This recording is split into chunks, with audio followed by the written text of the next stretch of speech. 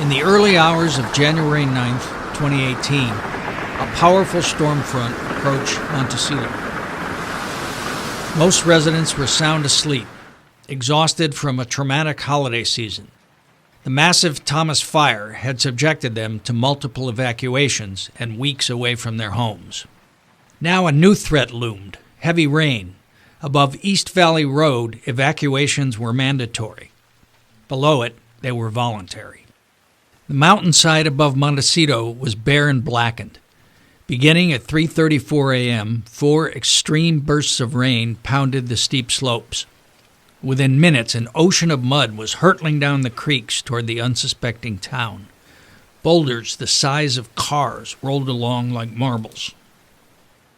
On San Isidro Creek, the raging flow of mud and boulders jumped the banks and broke a gas main.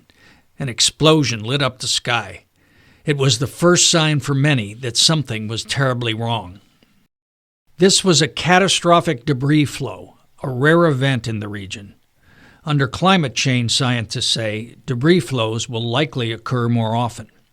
Warming temperatures are causing longer and deeper droughts, larger and more frequent fires, and more intense rains. Entire neighborhoods in Montecito were wiped out on January 9th. 23 people died, and 470 structures were damaged or destroyed. The flow swept away homes, cars, utility poles, and oak woodlands. It engulfed Highway 101 on its way to the sea. The deadliest place to be that morning was the west bank of Montecito Creek, just below the bridge at East Valley Road. 11 people perished there as the flow raced through, demolishing everything in its path.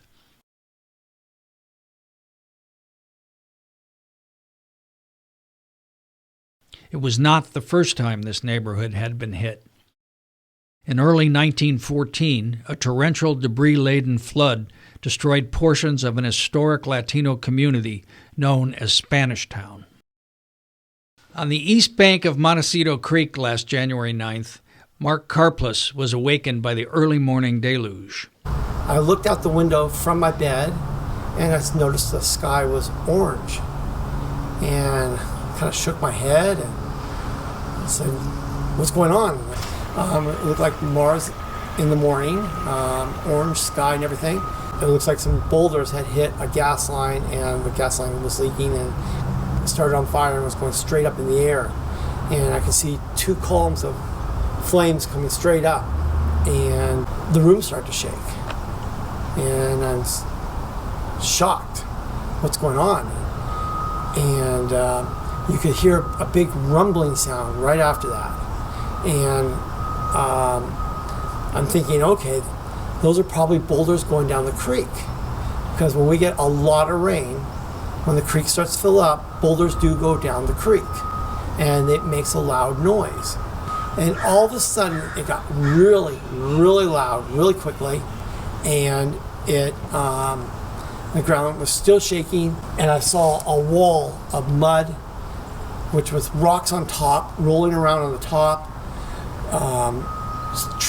Trees in there, and just mud, liquefied mud, and it was just tumbling down, and it was coming really fast. And I said, "Oh my God!" And I couldn't believe it because it looked like 40 feet high at that point, and I thought I was dead. We still think about it every day, and sometimes I lie in bed and I realize how weird it is, and how lucky we were, and how unlucky just people a few feet from us were unlucky they were. This mudslide was really a matter of inches. If you were at a certain flood level, plain level, you were going to get hit, and if you were 1 inch above it, you were fine. Farther down Montecito Creek, 6 more people died in the 300 block of Hot Springs Road.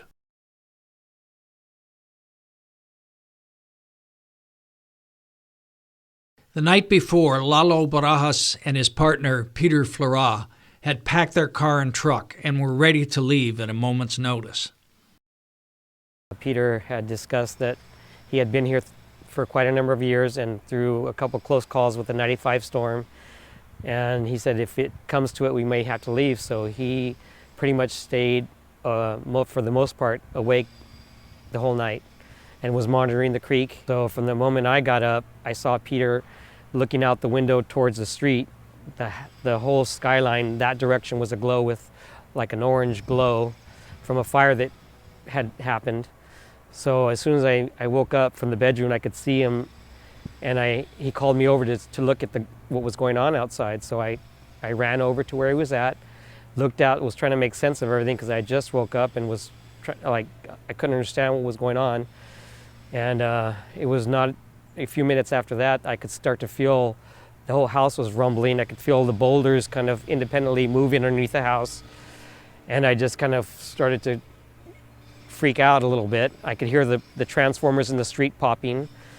I started to look towards the creek and I could see huge trees snapping down like twigs. So I said, let's get the hell out of here. And I ran towards the front door. My keys were always by the front door. So as I went to go reach the keys by the front door, the glass door opposite the front door burst open and water started rushing at me. So I ran back to where Peter was at. The bathroom was right around here, kind of where we're standing, almost right about here. And so we both jumped on the vanity and he said, whatever happens, just stay on high ground. And I said, okay. So I looking this direction again towards the street. We're looking out the window from the bathroom. And I see both our vehicles float past the window. At that moment, I knew something terrible was going to happen. And I just thought, this is my ending. I was already figuring this was it. And Peter just said, just stay calm and just stay on high ground. The water was going through the house. I took a look towards my left and I could see the house starting to lift. And in seconds after that, the whole house just lifted up and took us both out. So I don't know how it was. I didn't get killed from the house breaking apart. Somehow we both landed in the water and I was already in the flow. So I was already moving when Peter yelled at me and said, Lalo, grab onto some wood and don't let go. So I looked over my shoulder and that's the last time I saw Peter. And the whole time I could tell he was thinking, he was able to keep on thinking, but I was in like just survivor mode at that point. So that's what I did. I just went down and I saw a tree and I said, that's where I'm going. And I landed on it. I landed on it by its side. I barely grabbed the side of it. I remember hitting my head and feeling a little bit dizzy, but I hung on. And it took me a little bit to kind of get my bearings again. I pulled my body around to where the water was keeping me on the tree. And at that point, I started just trying to figure things out again. And I could see huge boulders and lumber, logs, everything going down the creek. And I just thought, oh no, I'm going to get snapped in half now. In waist-high water and mud, Lalo stepped away from the tree and helped rescue a neighbor. But Peter did not survive. I kept on having the impulse to want to go out and try and find Peter, but Andrew, my neighbor, he decided he would do that for me. So he went out trying to look and see, and it wasn't until weeks after when we were finally able to come back, he had showed me some markings on the side of his wall where there was handprints of someone trying to make it. But that side of the house was too low. There was nothing for him to stand on.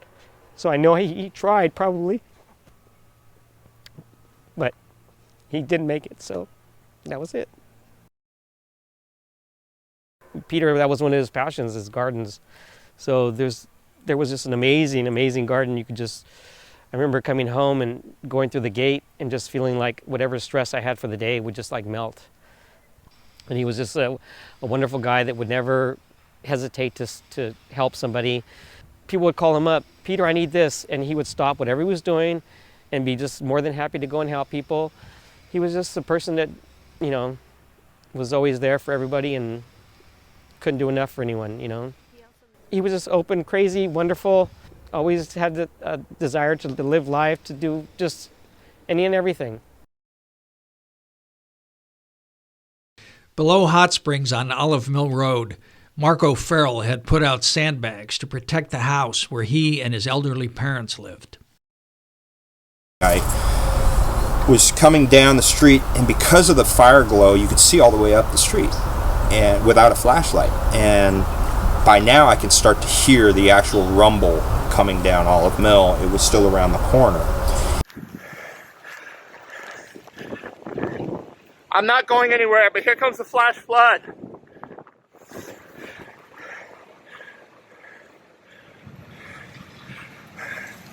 Turn around, the flash flood's right there. The flash flood's right there. Get out of here, go. Oh my God, Mom.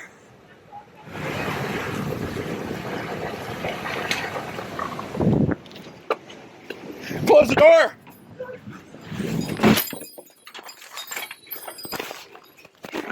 Get ready to go out.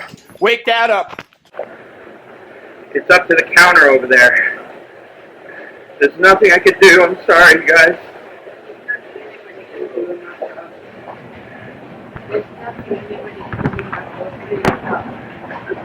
Everyone stay calm.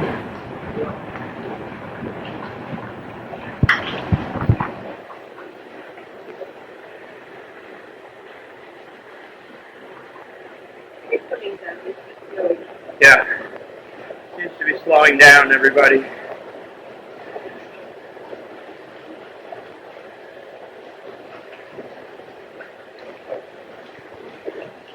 I'm gonna go and try to open that door over there.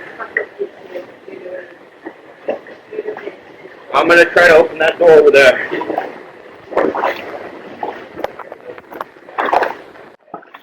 Stay there! You guys stay there!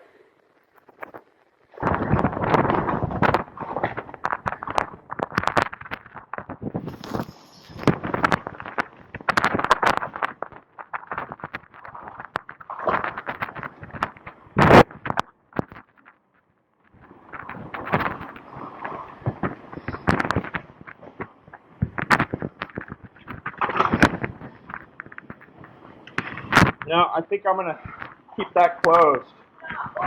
No! It's pushing against the door. I don't want more to come in.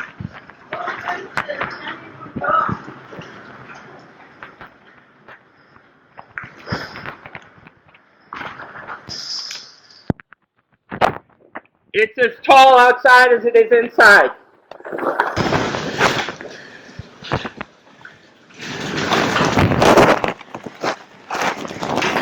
Everyone stay calm. This is literally as high as the kitchen counters.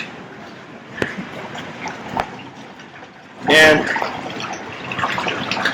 God, I pray for everyone here. I was making an assessment. I was listening. There were different noises. The street had a very mechanical, tank-like noise, as the treads of the tank.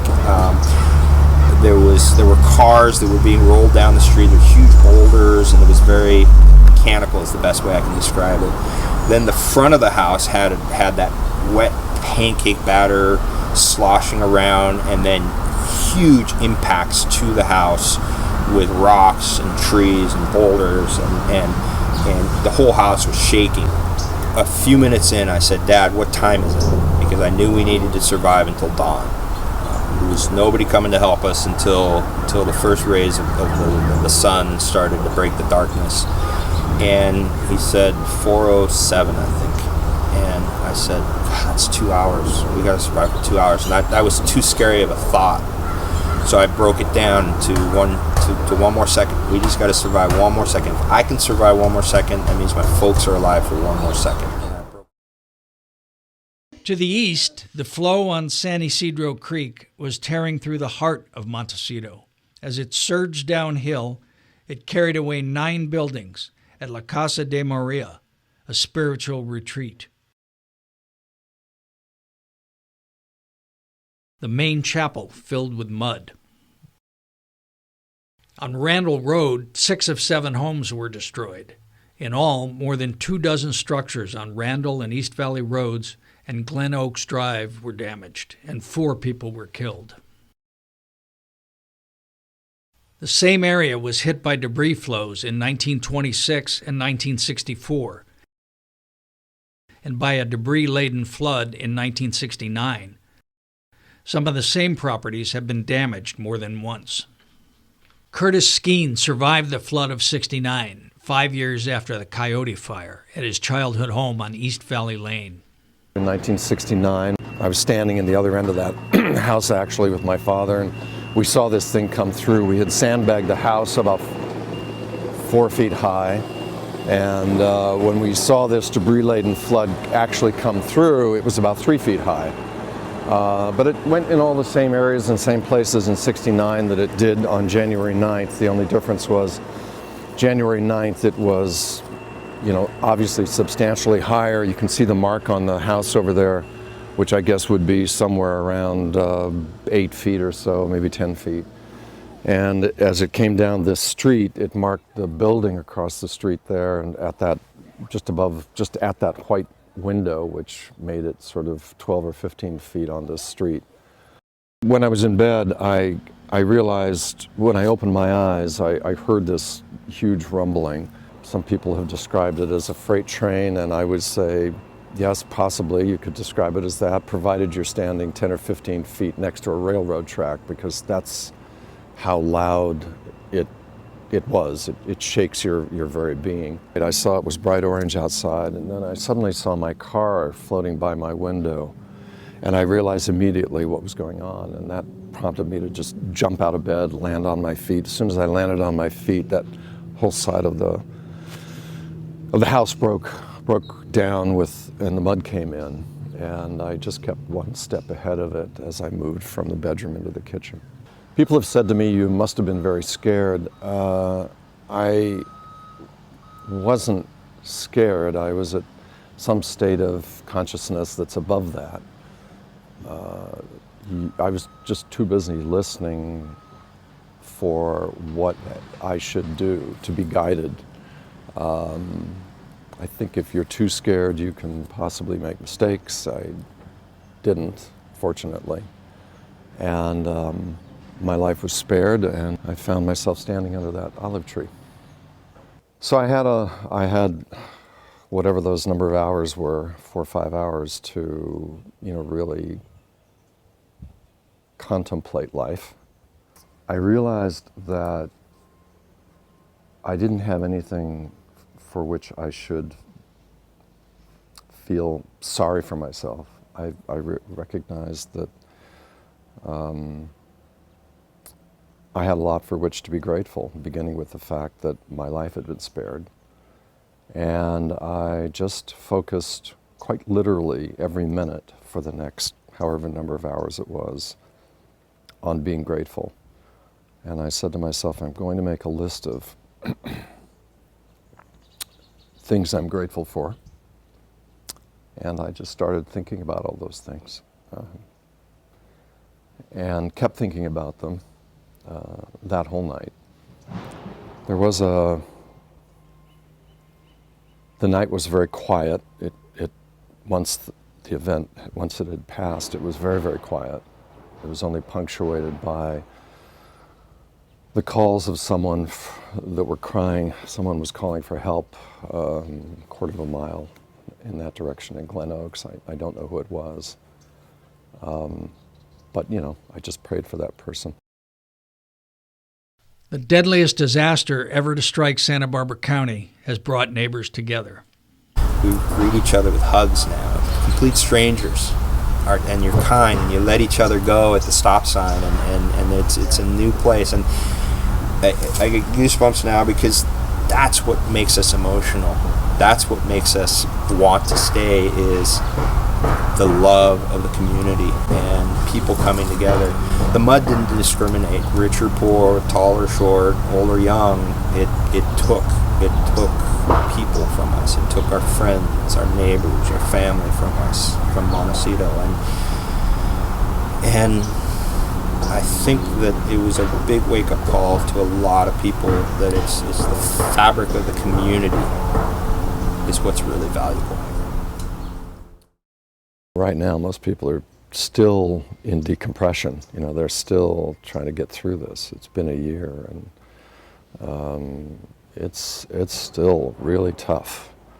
for a lot of folks, and a lot of folks can't come back. I mean, on my street alone, you know, some of the folks that were here on that morning, they just can't come back. It's too traumatic.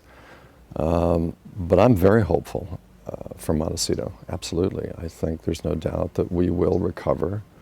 There's only one path, and that's the path forward. We need to learn from what happened and go forward.